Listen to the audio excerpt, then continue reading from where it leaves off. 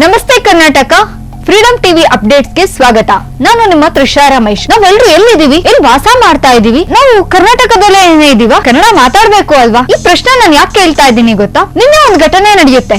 ಒಬ್ಬ ಬ್ಯಾಂಕ್ ಉದ್ಯೋಗಿ, ಒಬ್ಬ ಬ್ಯಾಂಕ್ ಮ್ಯಾನೇಜರ್, ನಾನು ಕನ್ನಡ ಮಾತಾಡಲ್ಲ, ಇದು ಇಂಡಿಯಾ, ಇಲ್ಲಿ ಹಿಂದಿ ಅಷ್ಟೇ ಅವಶ್ಯಕ, ಕನ್ನಡ ಅಲ್ಲ ಅನ್ನುವಂತ ಮಾತನ್ನ ಹೇಳ್ತಾರೆ. ಇಲ್ಲಿಯ ನೀರು ಬೇಕು, ಇಲ್ಲಿಯ ಗಾಳಿ ಬೇಕು, ಇಲ್ಲಿ ಆಹಾರ ಬೇಕು, ಇಲ್ಲಿ ಕೆಲಸ ಆರಿಸ್ಕೊಂಡು ಎಲ್ಲಿಂದಾನೋ ಬರ್ತಾರೆ. ಆದ್ರೆ ಇಲ್ಲಿಯ ಭಾಷೆ ಮಾತ್ರ ಇವ್ರುಗಳಿಗೆ ಬೇಡ. ಇಲ್ಲಿ ಹೋಗ್ತಾ ಇದೆ ನಮ್ಮ ಸಮಾಜ. ಒಂದು ಭಾಷೆಯನ್ನ ನಿರಾಕರಿಸೋದು ಎಷ್ಟು ಸರಿ? ಕೇಂದ್ರಾಡಳಿತ ಪ್ರದೇಶದಲ್ಲಿರುವಂತ ಭಾಷೆಗಳಲ್ಲಿ ಕನ್ನಡನೂ ಒಂದು ಅಂತ ಕೇಂದ್ರ ಸರ್ಕಾರ ಮಾನ್ಯತೆಯನ್ನ ಮಾಡಿದೆ.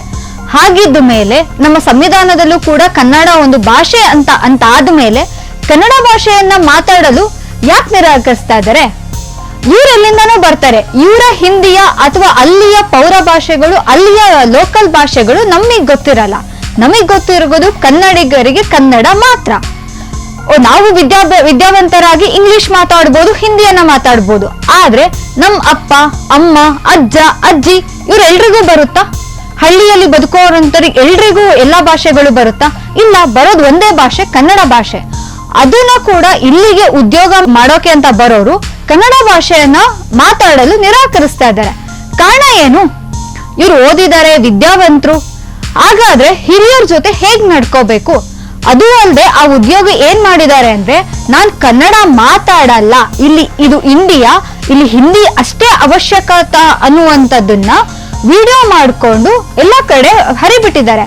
ಇದು ಸೋಷಿಯಲ್ ಮೀಡಿಯಾದಲ್ಲಿ ಯಾವ ರೀತಿ ವೈರಲ್ ಆಗಿದೆ ಅಂತ ಅಂದ್ರೆ, ಎಲ್ಲರೂ ಪ್ರಶ್ನೆ, ಇದು ಕರ್ನಾಟಕನ? ಎಲ್ಲರ ಪ್ರಶ್ನೆ, ನಮ್ಮಂತವ್ರು ನಿಮ್ಮಂತವ್ರು ಎಲ್ಲಾ ಜನ ಸಾಮಾನ್ಯರ ಪ್ರಶ್ನೆ ಏನು ಅಂದ್ರೆ, ನಾವ್ ಎಲ್ಲಿದ್ದೀವಿ, ನಾವ್ ಎಲ್ಲಿ ವಾಸ ಮಾಡ್ತಾ ಇದೀವಿ? ಇದು ಈ ಮೊದಲಲ್ಲ, ನಮ್ಮಲ್ಲಿ ಹಲವಾರು ಘಟನೆಗಳು ನಡೆದು ಹೋಗಿದೆ. ಮೆಟ್ರೋದಲ್ಲಿ ಪಂಚೆ ಉಟ್ಕೊ ಬಂದ್ರೆ ಬಿಡಲ್ಲ, ಮಾಲ್ಗಳಲ್ಲಿ ಬಿಡಲ್ಲ, ಬ್ಯಾಂಕ್ಗಳಲ್ಲಿ ಮ್ಯಾನೇಜರ್ಗಳು, ಅಲ್ಲಿರುವ ಕೆಲಸ ಮಾಡುವಂತ ಉದ್ಯೋಗಿಗಳು ಕನ್ನಡ ಮಾತಾಡಲ್ಲ. ಯಾಕಿದು? ಎಲ್ಲಿಂದನೋ ಬರ್ತಾರೆ ಬೆಂಗಳೂರಿಗೆ. Bengaluru cool city, weather super, ಉದ್ಯೋಗ ಸಿಗುತ್ತೆ, ಎಲ್ರೂ ನಾವು ಆಹ್ವಾನ ಮಾಡಿಸ್ಕೊಂತೀವಿ, ನಮ್ಮಲ್ಲಿ ಉದ್ಯೋಗ ಇದೆ ಬನ್ನಿ, ವೇಕೆನ್ಸಿಗಳಿದಾವೆ ಬನ್ನಿ ಅಂತ. ಬಂದ ಮೇಲೆ ಇಲ್ಲಿ 5-10 ವರ್ಷ ಇರ್ತಾರೆ. ಒಂದು ಕನ್ನಡ ಭಾಷೆ ಅರ್ಥ ಆಗೋ ರೀತಿ ನಾವು ಸಂಪೂರ್ಣ ಕನ್ನಡ ಮಾತಾಡಿ ಅಂತ ಹೇಳಲ್ಲ. ಕನ್ನಡಿಗರು ಬಂದಾಗ ಅವ್ರಿಗೆ ಅರ್ಥ ಆಗೋ ರೀತಿ ನೀವು ಮಾತಾಡಿ ಅಂತ ನಾವು ಕೇಳ್ತಾ ಇದೀವಿ. ನಿನ್ನೆ ಇದಕ್ಕೆ ಪರ ವಿರೋಧಗಳು ತುಂಬಾನೇ ನಡೀತಾ ಇದೆ. ಖಂಡಿಸ್ತಾ ಇದ್ದಾರೆ ಎಲ್ರು, ಆ ಉದ್ಯೋಗಿ ಮಾಡಿ ತಪ್ಪು ಅಂತ. ಇದನ್ನ ಗಮನದಲ್ಲಿಟ್ಕೊಂಡು ಸ್ವತಃ ಸಿಎಂ ಅವರೇ ಟ್ವೀಟ್ ಅನ್ನ ಕೂಡ ಮಾಡಿದ್ದಾರೆ. ಈ ತರ ನಡೆದಿರೋದು ನಿಜವಾಗ್ಲೂ ಖಂಡನೀಯ, ಈ ತರ ಆಗ್ಬಾರ್ದು ಅಂತ ಹೇಳಿ ಅವ್ರನ್ನ ವರ್ಗಾವಣೆ ಕೂಡ ಮಾಡ್ಲಾಗಿದೆ. ವರ್ಗಾವಣೆ ಎಲ್ಲದಕ್ಕೂ ಪರಿಹಾರನೇನಾ? ವರ್ಗಾವಣೆ ಮಾಡ್ಬಿಟ್ರೆ ಓಕೆ, ಇವತ್ತೊಬ್ರು ಮಾಡಿದ್ರು, ನಾಳೆ ಇನ್ನೊಬ್ರು ಮಾಡ್ತಾರೆ, ಅವ್ರನ್ನ ವರ್ಗಾವಣೆ ಮಾಡ್ತಾರೆ, ಮತ್ತೆ ಇನ್ಯಾರೋ ಮಾಡ್ತಾರೆ. ವರ್ಗಾವಣೆ ಅಷ್ಟೇ ಇದಕ್ಕೆ ಪರಿಹಾರನ? ಇದಕ್ಕೆ ಯಾಕೆ ಪರಿಹಾರನ ಯಾರು ಹುಡುಕ್ತಾ ಇಲ್ಲ? ಒಂದು ಸೊಲ್ಯೂಷನ್ ಅನ್ನೋದು ಯಾಕೆ ಇಲ್ಲಿವರೆಗೂ ಸಿಗ್ತಾ ಇಲ್ಲ? ಇದನ್ನೆಲ್ಲ ನೋಡಿದಾಗ ಎಲ್ಲರೂ ವಿದ್ಯಾವಂತರ ಆಗಿರಲ್ಲ. ಹಳ್ಳಿಯಿಂದ ನಾನು ತುಂಬಾ ಕಡೆ ನೋಡ್ತಾ ಇರ್ತೇನೆ, ಬ್ಯಾಂಕ್ಗಳಿಗೆ ಹೋದಾಗ ಬೇರೆ ಬೇರೆ ರಾಜ್ಯದವರು ಬಂದ್ಬಿಟ್ಟು ಬ್ಯಾಂಕ್ ಮ್ಯಾನೇಜರ್ ಆಗಿ, ಉದ್ಯೋಗಿಗಳಾಗಿ, ಕೆಲವೊಂದು ಬ್ಯಾಂಕ್ಗಳಲ್ಲಂತೂ ನೀವು ಹೋದ್ರೆ ನಿಮಗೆ ಕನ್ನಡದವ್ರು ಸಿಗೋದೇ ಇಲ್ಲ. ಯಾಕೆ? ನಮ್ಮಲ್ಲಿ ಪ್ರತಿಭಾವಂತರಿಲ್ವಾ? ನಮ್ಮಲ್ಲಿ ವಿದ್ಯಾವಂತರಿಲ್ವಾ? ಓದೋರಿಲ್ವಾ? ಟ್ಯಾಲೆಂಟೆಡ್ಸ್ ಇಲ್ವಾ? ಹೀಗಿದ್ದ ಮೇಲೂ ನಮ್ಮವ್ರಿಗೆ ಯಾಕೆ ಮೊದಲ ಆದ್ಯತೆ ನೀವು ಉದ್ಯೋಗದಲ್ಲಿ ಕೊಡ್ತಾ ಇಲ್ಲ? ಅದ್ರಲ್ಲೂ ಬ್ಯಾಂಕ್ ಉದ್ಯೋಗದಲ್ಲಂತೂ ನೀವು ನೋಡ್ಬೋದು, ನೀವು ಯಾವುದೇ ನ್ಯಾಷನಲಿಸ್ಟ್ ಬ್ಯಾಂಕ್ ಗಳಿಗೆ ಹೋದ್ರೆ ನಿಮಗೆ ಕನ್ನಡದವರು ಬೆರಳೆಣಿಕೆ ಅಷ್ಟೇ. ಯಾಕಿದು? ಯಾಕೆ ಮಲತಾಯಿ ಧೋರಣೆಯನ್ನ ನೀವು ಮಾಡ್ತಾ ಇದ್ದೀರಾ? ಕನ್ನಡದವ್ರಿಗೆ ಮೊದಲ ಆದ್ಯತೆ ಕೊಡಿ. ನಮ್ ಭಾಷೆ ನಾವು ಮಾತಾಡ್ಕೊಂತೀವಿ, ಅರ್ಥ ಮಾಡಿಸ್ತೀವಿ, ಅವ್ರಿಗೆ ಅರ್ಥ ಮಾಡಿಸ್ತಾರೆ. ನೀವ್ ಎಲ್ಲಿಂದನೋ ಬೇರೆ ರಾಜ್ಯಗಳಿಂದ ನೀವು ಕರೆಸ್ಬೇಡಿ ಅಂತ ನಾನು ಹೇಳ್ತಾ ಇಲ್ಲ. ಆದ್ರೆ ಆದ್ಯತೆ ಕೊಡುವಾಗ ಕನ್ನಡಿಗರಿಗೆ ಮೊದಲು ಕೊಡಿ. ನಮ್ಮಲ್ಲಿ ಹಲವಾರು ರಾಷ್ಟ್ರೀಯ ಬ್ಯಾಂಕ್ಗಳಿದಾವೆ. ನೀವು ಅದ್ರಲ್ಲಿ ಒಬ್ಬ ಪಿವನ್ ಇಂದ ಹಿಡಿದು ಮೇಲ್ ದರ್ಜೆ ಅಧಿಕಾರಿವರೆಗೂ ನಿಮಗೆ ಬೇರೆ ಭಾಷೆಯವರೇ ಸಿಗ್ತಾ ಹೋಗ್ತಾರೆ. ಯಾಕಿದು? ನಮ್ಮಲ್ಲಿ ಪ್ರತಿಭಾವಂತರಿಗೆ, ವಿದ್ಯಾವಂತರಿಗೆ ಕೊರತೆನೇ ಇಲ್ಲ. ಅನ್ಎಂಪ್ಲಾಯ್ಮೆಂಟ್ ಅನ್ನುವಂಥದ್ದು ತಾಂಡವ ಆಡ್ತಾ ಇದೆ ನಮ್ಮಲ್ಲಿ. ಹೀಗಿದ್ರೂ ಕೂಡ ನಮ್ಮ ರಾಜ್ಯದಲ್ಲಿ ಎಷ್ಟೋ ಜನ ಯುವತಿಯರು ಮಾಸ್ಟರ್ಸ್ ಮುಗಿಸ್ಕೊಂಡು, ಡಿಗ್ರಿ ಮುಗಿಸ್ಕೊಂಡು, ಅದಕ್ಕೆ ಬೇಕಾದಂತ ಎಕ್ಸಾಮ್ಸ್ ಅನ್ನು ಬರೀತಾರೆ, ನಿಮಗೆ ಇವತ್ತು ವರ್ಷಕ್ಕೆ ಪಾಸ್ ಔಟ್ ಅನ್ನ ನೀವು ನೋಡ್ತಾ ಹೋದ್ರೆ ಲಕ್ಷಾಂತರ ಜನ ಪಾಸ್ ಔಟ್ ಆಗ್ತಾರೆ. ಅದ್ರಲ್ಲಿ ನಿಮಗೆ ಒಂದು ಬ್ಯಾಂಕ್ ಅಲ್ಲಿ ಕಾರ್ಯನಿರ್ವಹಿಸಕ್ಕೆ ಒಂದು 10-20 ಜನ ಪ್ರತಿಭಾವಂತರು ನಿಮಗೆ ಸಿಗಲ್ವಾ? ನಿಮಗೆ ಯಾಕೆ ಅವ್ರು ಯಾರು ಕಾಣಿಸಲ್ವಾ ಇವರು ಪ್ರತಿಭಾವಂತರು ಅಂತ? ಬೇರೆ ರಾಜ್ಯದವರೇ ನಿಮಗೆ ಕಾಣಿಸೋದ? ಕನ್ನಡಿಗರಲ್ಲಿ ಪ್ರತಿಭಾವಂತೆ ಕೊರತೆ ಇದೆ ಅಂತ ಅನ್ಸುತ್ತಾ? ನಿಮಗೆ ಓಟ್ ಹಾಕೋರು ಇಲ್ಲಿ ಅವರು ಅಂತ ಆದ್ಮೇಲೆ ಇಲ್ಲಿ ಅವರನ್ನೇ ಆಯ್ಕೆ ಮಾಡಿ ಕನ್ನಡಿಗರಿಗೆ ಮೊದಲ ಆದ್ಯತೆ ಕೊಡಿ.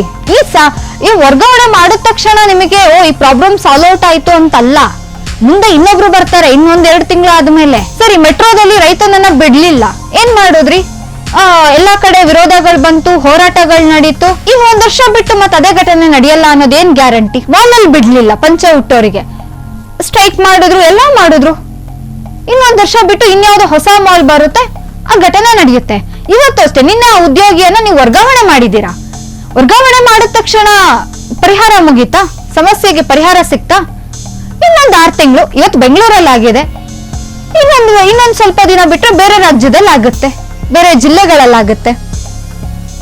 ನೀವು ಉತ್ತರ ಕರ್ನಾಟಕ ಕಡೆ ಹೋದ್ರೆ ನಿಮಗೆ ಅಲ್ಲಿಯವರು ಆಲ್ಮೋಸ್ಟ್ ಎಜುಕೇಟೆಡ್ ಇರಲ್ಲ, ಹಳ್ಳಿಯವರು ಇರ್ತಾರೆ. ಅಲ್ಲಿ ಯಾವುದೋ ಹಳ್ಳಿಯಲ್ಲಿ ಘಟನೆ ಆಗುತ್ತೆ, ಅಲ್ಲಿ ವರ್ಗಾವಣೆ ಮಾಡ್ತೀರಾ? ಸರಿ, ಸಮಸ್ಯೆ ಬಗೆಹರಿಯುತ್ತಾ? ನನ್ನ ಕಳಕಳಿ ಇಷ್ಟೇ, ನೀವು ಆದ್ಯತೆ ಕೊಡುವಾಗ ಕನ್ನಡಿಗರಿಗೆ ಕೊಡಿ.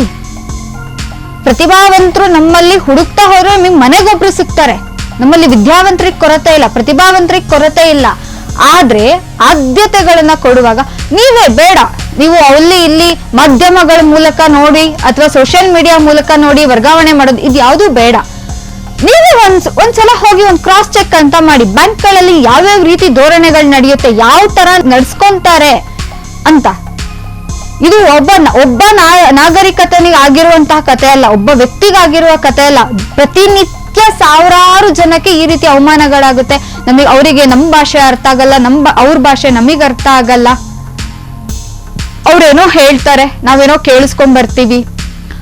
ಅವರಿಗೆ ಹೇಗಿರುತ್ತೆ ಅಲ್ಲಿ ನಮ್ಮನ್ನ ಅಂದ್ರೆ, ನಮಗ್ ಹಿಂದಿ ಬರ್ಲಿಲ್ಲ ಅಂದ್ರೆ ನಾವೇನೋ ಅಪರಾಧ ಮಾಡಿದೀವಿ ಅನ್ನೋ ರೀತಿಯಲ್ಲಿ ನಮ್ಮನ್ನ ನೋಡ್ತಾ ಇರ್ತಾರೆ.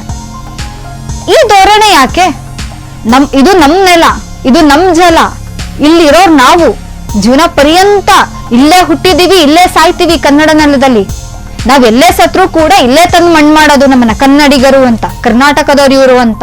ಇನ್ ಬೇರೆ ಫಾರಿನ್ ಅಲ್ಲಿ ಸತ್ತ ತಕ್ಷಣ ಅಲ್ಲೇ ಇದ್ ಮಾಡ್ಬಿಡಲ್ಲ. ನಾವು ಆಲ್ಮೋಸ್ಟ್ ನೋಡಿದೀವಿ ಅಂತ ಉದಾಹರಣೆನ. ಎಲ್ಲೋ ಫಾರಿನ್ ಅಲ್ಲಿ ಸತ್ತ ತಕ್ಷಣ ಕನ್ನಡಕ್ಕೆ ತರೋದು, ಅಲ್ಲಿ ವ್ಯವಸ್ಥೆಗಳು ಕರ್ಸ್ಕೊಳೋದು. ಹಾಗಿದ್ದ ಮೇಲೆ ನಾವ್ ಇಲ್ಲೇ ಹುಟ್ಟಿ ಇಲ್ಲೇ ಸಾಯೋಂತವ್ರಿಗೆ ಎಲ್ಲಿಂದಾನೋ ಬಂದವರು ನಮಗ್ ಅವಮಾನ ಮಾಡ್ತಾರೆ ಅಂದ್ರೆ ಇದಕ್ ಅರ್ಥ ಏನಿದೆ?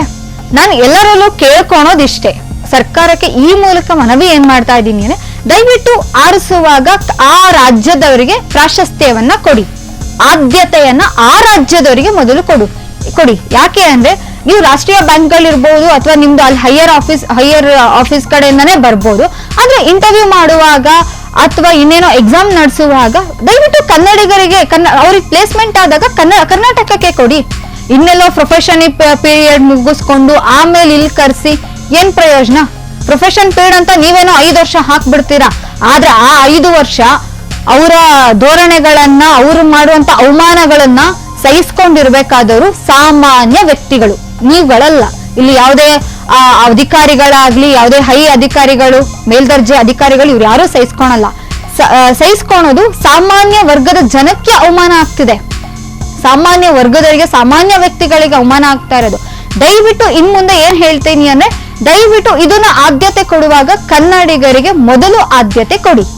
ಆವಾಗ ಈ ಎಲ್ಲಾ ಸಮಸ್ಯೆಗಳಿಗೂ ಒಂದಷ್ಟು ಪರಿಹಾರ ಅನ್ನೋದು ಸಿಗುತ್ತೆ. ಯಾಕಂದ್ರೆ ನಮ್ಮ ಭಾಷೆ ನಾವೇನೋ ಕಮ್ಯುನಿಕೇಶನ್ ಮಾಡ್ಕೊಂತೀವಿ, ಏನೇನೋ ಮಾತಾಡ್ಕೊಂತೀವಿ, ನಮ್ಮ ವ್ಯವಹಾರನ ತುಂಬಾ ಈಸಿಯಾಗಿ ಸುಲಭವಾಗಿ ಮಾಡ್ಕೊಂತೀವಿ. ದಯವಿಟ್ಟು ನೀವು ಸಿಟಿ ಕಡೆ ಹೇಗಾದ್ರು ಹಾಕಿಸ್ಕೊಳ್ಳಿ, ಆ ಹಳ್ಳಿ ಭಾಗದಲ್ಲಿ, ಯಾಕಂದ್ರೆ ಇದನ್ನ ನಾನು ಡೈರೆಕ್ಟ್ ಆಗಿ ನೋಡಿರುವಂತದ್ದು ನಾನು ಹೇಳ್ತಾ ಇದ್ದೀನಿ. ನೇರವಾಗಿ ನೋಡಿದೀನಿ ಯಾವ ತರ ಧೋರಣೆ ಮಾಡ್ತಾರೆ. ನಮ್ಮ ಅಪ್ಪ ಅಮ್ಮನ ಜೊತೆ ಬ್ಯಾಂಕಿಗೆ ಹೋದಾಗ ನಾವೇನೋ ಮಕ್ಳು ಇರ್ತೀವಿ, ನಮಗ್ ಭಾಷೆ ಬರುತ್ತೆ, ನಾವೇನೋ ಮಾತಾಡ್ತೀವಿ. 1 ಸಲ 2 ಸಲ ಪದೇ ನಾವು ಅವ್ರ ಜೊತೆ ಹೋಗಕ್ಕಾಗಲ್ಲ, ನಮ್ಮನ್ನು ಅವ್ರು ಕರ್ಕೊಂಡು ಹೋಗಕ್ ಆಗಲ್ಲ ಅಂತ ಆ ಒಂದು ಗ್ರಾಮೀಣ ಭಾಗದಲ್ಲಿ ದಯವಿಟ್ಟು ಕರ್ನಾಟಕದವರನ್ನ ಉದ್ಯೋಗನ ಕೊಡಿ. ಅಲ್ಲಿರುವಂತ ಲೋಕಲ್ ಏಡ್ಸ್ಗೋ ಅಥವಾ ಕರ್ನಾಟಕದಲ್ಲಿ ನೀವು ಯಾವ್ದೇ ಭಾಗದವ್ರನ್ನ ಹಾಕಿ. ನೀವು ಉತ್ತರ ಕರ್ನಾಟಕ, ಬೀದರ್, ಗುಲ್ಬರ್ಗ, ಬಾಗಲಕೋಟೆ ಅವ್ರನ್ನ ತಂದು ದಕ್ಷಿಣ ಕನ್ನಡ, ಶಿವಮೊಗ್ಗ ಎಲ್ಲಿ ಹಾಕ್ತಿರೋ, ಹಾಸನ್ ಎಲ್ಲಾದ್ರೂ ಹಾಕಿ. ಇಲ್ಲಿ ಅವ್ರನ್ನ ತಗೊಂಡೋಗಿ ಅಲ್ಲಿ ಆದ್ರೂ ಹಾಕಿ. ಆದ್ರೆ ಅವರು ಕನ್ನಡಿಗರೇ ಆಗಿರ್ಲಿ, ಕನ್ನಡ ಮಾತೃಭಾಷೆ ಆಗಿರ್ಲಿ ಅವ್ರದ್ದು. ಇಷ್ಟೇ ನನ್ನ ಕಳಕಳಿ. ಕ್ಷಣ ಕ್ಷಣದ ಸುದ್ದಿಗಳಿಗಾಗಿ ಫ್ರೀಡಂ ಟಿವಿ ಸಬ್ಸ್ಕ್ರೈಬ್ ಮಾಡಿ, ಲೈಕ್ ಮಾಡಿ ಹಾಗೂ ಫಾಲೋ ಮಾಡಿ. ಹೊಸ ಸುದ್ದಿಗಳ ನೋಟಿಫಿಕೇಶನ್ಗಾಗಿ ಬೆಲ್ ಐಕಾನ್ ಮೇಲೆ ಕ್ಲಿಕ್ ಮಾಡಿ.